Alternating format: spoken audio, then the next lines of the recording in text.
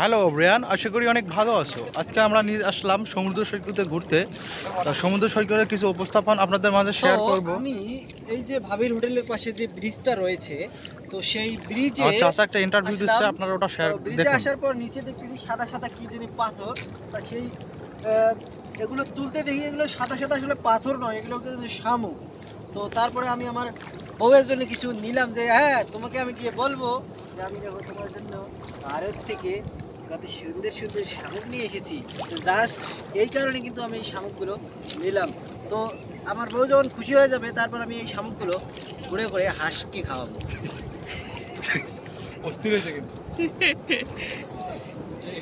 তো এভরিওয়ান দেখতে পারলেন আমার কামরুচেতা সুন্দর একটা কমিটি ভিডিও করলো। তো ভাই, আমার দর্শকের উদ্দেশ্যে আপনি কিছু বলুন। হ্যাঁ, আমার দর্শকের উদ্দেশ্যে আপনি কিছু বলুন। সো বন্ধুরা, আমি লেডনের দর্শকের উদ্দেশ্যে কি আর বলবো, আমার কিছু বলার নাই। তবে আপনার লেডনের দর্শকদেরকে এইখানে আসার জন্য ইনভাইট করা হলো। এটার লোকেশন হচ্ছে দিনাজপুর জেলার বিরল উপজেলার বেসাগঞ্জ উপজেলার বেসাগঞ্জ জেলার ভাবির হোটেল। হ্যাঁ, এখানে আপনারা আসবেন। এখানে নিচেই আছে এই মহানন্দা নদী। এই নদীতে কিন্তু প্রচুর পরিমাণ মাছ, শামুক ছাড়াও কিন্তু অন্যান্য জিনিস, মানে কুমিরও আছে ইভেন।